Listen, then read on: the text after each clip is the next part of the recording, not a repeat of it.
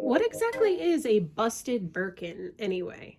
Well, busted Birkins, the idea of it is kind of all the rage right now. It's part of that low-key luxury, quiet luxury trend of having bags that are luxurious but really lived in. Bags that have been a little used and abused. And around the time that Jane Birkin passed away, God rest her soul, Jane Birkin, a lot of the photos of her throughout her life carrying her Birkin surfaced again on social media. And so we see Jane Birkin having all sorts of doodads and little charms hanging off of her Birkins, stickers on her Birkins. I mean, this is a woman who really lived in her luxury and made things her own. She was not buying bags to resell or to have them gain value over time.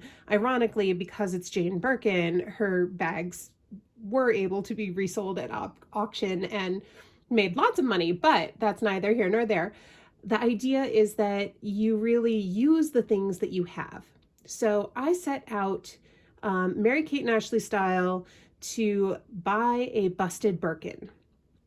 Now, busted Birkins are kind of hard to find a little bit. Birkins in general are really expensive bags, and in order to find one, I was looking on eBay, and I didn't find many that were necessarily in like super poor condition, and even if they were still rather expensive. So this was a little bit tricky. But I'm going to get into it. I'm going to tell you exactly how much this bag was, and let's look at it together to examine the condition, because I was expecting to buy a busted Birkin and I think I failed. Help me be the judge. Let me know what you think. Did I get a steal of a deal, or did I not get my money's worth? You help me decide. So I'm going to go ahead and unbox, or, reveal. I'm going to go ahead and reveal this bag to you all. And we'll take a look and decide what we think. So I have 5 characteristics of what I think a busted Birkin is, and you're going to help me decide if those are accurate and whether or not you would buy a busted Birkin based on these 5 characteristics. So, and you'll have to excuse me, guys. I'm getting over a cold, so my voice is a little rusty. And I'm also trying to do this in a hurry because my baby is sleeping, and the rest of my family, my husband took the boys to Costco, so I have a limited amount of time. Mommy doesn't have a whole lot of time to be making her videos, so we're gonna film as much as we can with the limited time we have. Let's take a look. This is a Birkin 35 in Clemence leather with palladium hardware in the color ruby, or rubies, R-U-B-I-S. So this bag is a little bit of the red trend that is really hot right now. I wanted kind of a burgundy looking bag, and I hope you can see in real life that this bag is just really stunning in terms of the color. So it's really kind of like a raspberry. I know that Jessie Style has a So Kelly 26 in rubies. Hi Jessie, if you're watching. This is somewhat influenced and inspired by you, because that color was so stunning when you unboxed your So Kelly, and it helped give me the confidence to splurge on a Birkin 35 in the same color. So very happy with the color. I hope it's coming up really well in the lighting here. I have natural daylight and then like studio lights on either side. So hopefully it's not too washed out, but it's like this really rich sort of raspberry color. So what are the 5 characteristics of a busted Birkin? So in my mind, when I think about a busted Birkin, I think number 1, worn corners and scuffed leather. So let's check this out. I did take a very close look at all of the photos before I purchased it, and I also contacted the seller. This was from a Japanese seller, and contacted the seller to find out if the bag had been altered in any way. Now, no shade to altered bags, but in general, if a bag has been altered by anyone but Hermes, then Hermes won't take it back to be serviced in their bag spa. So I wanted to make sure that it hadn't been touched up or repainted in any way, because if I ever do want to take this to Hermes to get it sent off to the bag spa, then I wanted to know that they wouldn't reject it. So this is the condition that the corners came in. And so you'll see there are a couple of little scuffs here. There's a little tiny nick there and a couple of small little nicks right here. But they're just sort of like tiny abrasions. They're not even like deep into the surface of the leather. It's almost like just like a tiny bit of the color wore off. And there is a little bit of like smoothing to the leather. So the leather has sort of, I would say, worn a little bit, but not in like an abrasive wearing out kind of way. The piping is still intact. There aren't any tears or like deep scuffs to the leather. So for me, when I was looking at, you know, photos of this online, I saw these corners and I was thrilled. I was expecting to find Birkins that had way more corner scuffing than what I see here. So when it comes to scuffing on the leather, and I also looked at like the edges up here, you know, and the piping just all around the bag, and I feel like this bag is in really good condition, all things considered. Oh, I forgot to mention the age of this bag. This bag is from 2010. It's a square N. And for me, that is a really sentimental year. That was the year that I met my husband. And so I was super excited to find a bag from 2010 to add to my collection. I tend to be a little bit, I don't know, superstitious, sentimental about bags in my collection, and I like to have pieces that are from significant years. I have a vintage Speedy that is from my birth year, for example, and for, you know, other big years in my life to mark births of people in my family that I love, or other special occasions. And so 2010 was a banner year in my life, and so I was thrilled that this bag was from 2010 because I hope to have it for the long haul. So really special that it was made in that year. What's the next characteristic of a busted Birkin? Characteristic number 2, major structure loss. So what do we think? Still stands up on its own. It's not like it's flopping over. There's nothing inside this, by the way, that is helping to hold it up. I did purchase an organizer to go inside, so when that's in the bag, it does kind of help fill it out a little bit and help it stand a little bit better. But honestly, oh, look at that like gorgeous slouchiness there. But like, it's still standing upright. So I don't know. I mean, what is it? 2024? It's a 14-year-old bag. For that age of a piece to still, in Clement's leather, to still stand upright as well as it does, I don't know. I mean, is that not what we expect from a busted Birkin?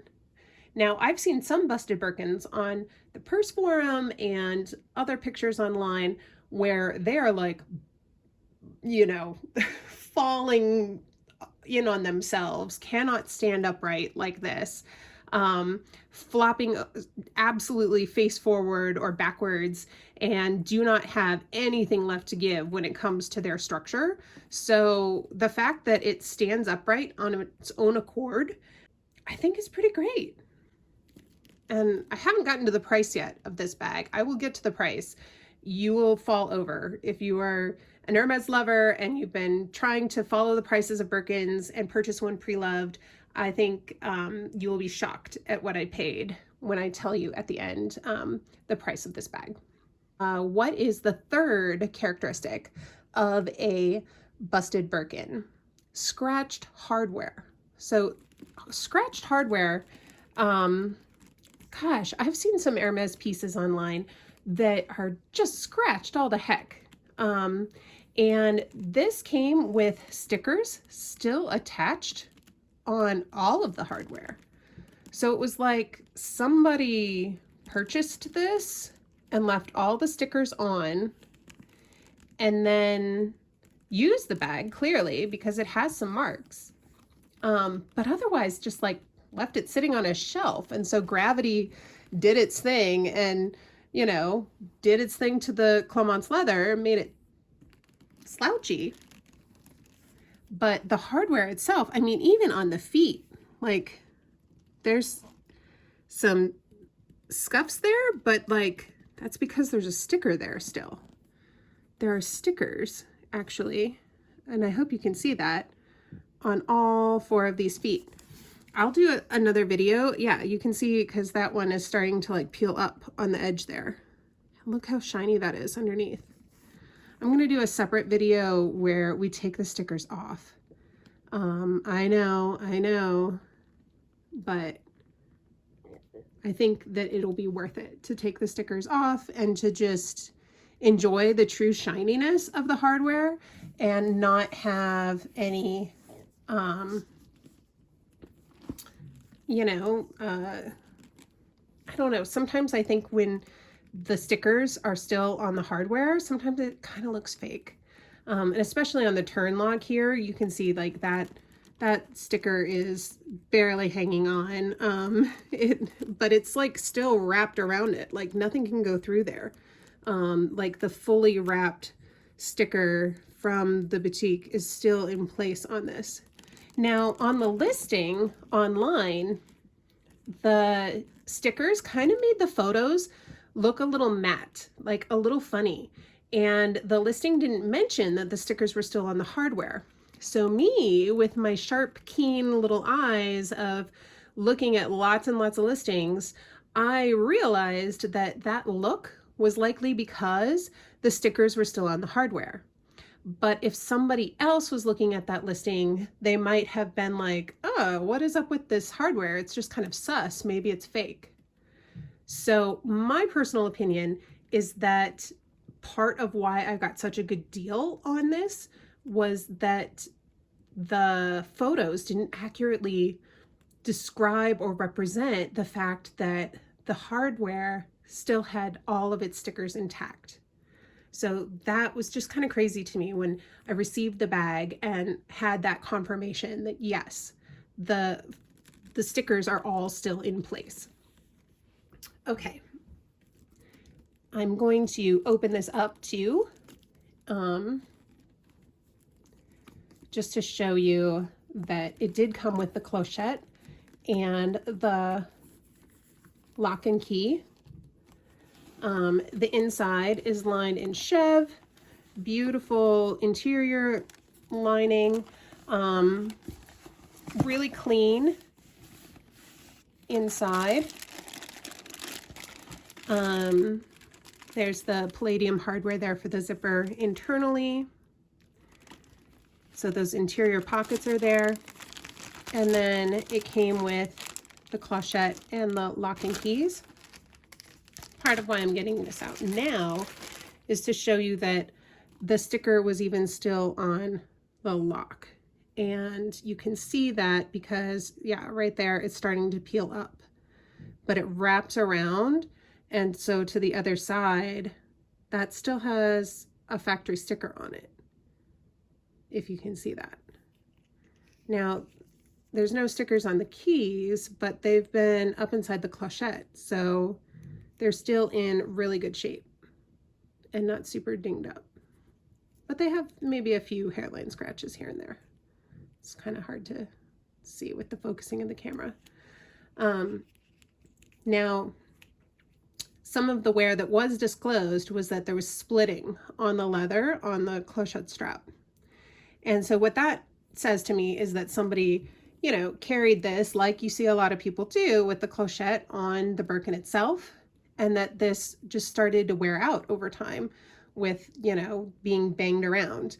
But I don't intend to wear it that way. I don't really want to put this hanging from my bag, because a lot of people have talked about the little smile that happens when you have a heavy lock rubbing on the leather of your bag. It rubs and rubs and rubs and kind of creates this like little mark or crease over time. Not always, but it can. And that's something that they don't want to see happen to their own bags. So I'm just going to avoid it. I love Twillies. I love having a Pegasus on my bag, or a bag charm of some other kind. So I will do that and leave the hardware off the bag. So, but that is there, and yeah. So fully authenticated as well. I forgot to mention, I did get this bag authenticated the moment that I received it, although I was like 99.9% confident that it was completely authentic. So what is the fourth feature of a busted Birkin? The fourth feature of a busted Birkin, I would say, is having marks and stains or dirt. So in looking this over, I really don't see any marks, like pen marks or just dirt from use. I see one little mark, or maybe like a scuff up here. And maybe like a tiny bit of like a scuff there on the edge of the little wax edging there. But it's not like a big deal in my opinion. There is like a little bit of a mark right there on the handle. And then something that was disclosed was that there's a little bit of splitting on the ceiling here on the edge coat, kind of coating of the handle. And so that's just normal wear and tear in my book. That's not something I'm concerned about. And I would assume that that's something that Hermes could fix. There's also like a tiny bit of wear to it at the top here, just on this edge. And I assume that's just because, you know, you're getting things in and out of the bag. And so with a little bit of wear, and also potentially wear from the handles kind of hitting in these marks, in these spots, that's what happened. So, but in terms of marks, like, now there's some like indentations and a few little scuffs inside here, but I don't know if you all have bought a whole lot of pre-loved bags. I have bought a lot of pre-loved bags. And so when I say this is a clean bag, this is a clean bag, y'all. Like it looks really good. There's no grime or like gross little nubby crumbs and, you know, just all that gunk that gets at the bottom of a well-loved handbag is not in this bag at all. So it has no marks, no stains, no dirt that I would consider major or indicative of a busted Birkin. And then the last item is number 5, splitting piping, which I've shown you a little bit of, but honestly, for me, I don't know, I can live with it. Like, I plan on using this bag quite a lot before taking it into Hermes to have it spa'd. Sorry, I keep bumping my camera. Because I think that there's still a lot of life in her. I mean, the edging looks a little worn. It has some scuffs here and there, but it's okay, you know? And this is the edge coat that can be resealed from the raw edges of the bag itself. The piping, I think, is in really pretty good shape. And I'm always pretty gentle with my bags when I use them. So I intend to likewise be cautious with this bag and not be banging her around, you know? So I think that the piping should hold up pretty well. But if you've seen some pre-loved bags, especially like Louis Vuitton bags, where the vachetta splits on monogram bags, it can wear down and literally show the sort of the plastic piping that they use sometimes to wrap the vachetta around to create piping.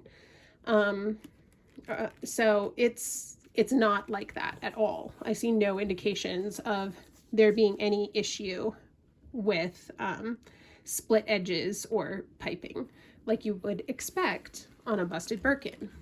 Now, bonus category number 6, there is one other factor that I haven't mentioned for a busted Birkin that you might expect, especially buying a bag pre-loved from Japan, and that is smell. This bag has no odor whatsoever apart from leather, which, like, amazing. So happy with that.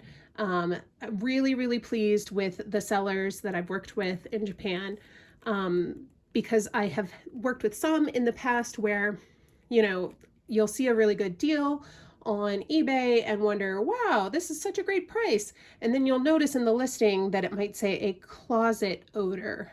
Well, that's why it's such a good price. It's because the bag stinks like mustiness. And so, you know, unfortunately, it kind of makes sense, right? Like, Japan is an island and there's a lot of humidity, and it's just something that is very common with bags that come from Japan. Fortunately, this bag has not suffered that issue at all, and it is absolutely odor-free, which, hallelujah, like, what a relief. So there you have it. Those are the 5 and maybe 6 truly characteristics of a busted Birkin. So what do you think? Would you call this a busted Birkin? I had wanted one to use and abuse, and sometimes, I know this might sound a little crazy, but if I'm spending a lot of money on a luxury bag purchase, I want to be a little less precious with it. I want to be less scared to actually use it, to fill it up with my things and to take it out in my daily life, in my crazy routines with my kids, and, you know, just the hustle and bustle of daily life. And if you've spent like $12,000 on a handbag, sometimes it's hard to, you know, take that out of your mind if, like, you bang it on the edge of a shopping cart, or, you know, like, you're getting out of the car and, like, your kid sort of bumps up against you or something. Like, you want to feel that you aren't ruining your bag or your investment by using it. And so I wanted to not spend that much money. And so I was prepared to get a bag that was fairly worn in for the price, and to be able to go from there. And so, you know, if I really loved it and was getting a ton of use out of it, and I could see myself as a, you know, a big bag carrying girl with my Birkin 35 being like a staple of my daily life, which I do love big bags. I love small bags too, but I'm tall, so big bags really suit my frame personally. So I wanted to give the Birkin 35 a go, and it's hard to know if a bag is going to suit your style or your life without seeing it in person. And it's so hard to try on a Birkin in real life without just taking the plunge and buying it. You know, where do we find these bags? And I don't really live near a real location or a Fashion File location. So I've been relying on just watching other YouTubers talk about their Birkin 35s. And I loved the Birkin 35 that A Briefcase of Luxury showed on her channel. It's this gorgeous raisin palladium hardware Birkin that she got from Fashion File. And she also got a really good deal. I think hers, she said, was in the neighborhood of like $8,000 something dollars, which is great. And I think you can find a lot that are around that price point for this kind of condition.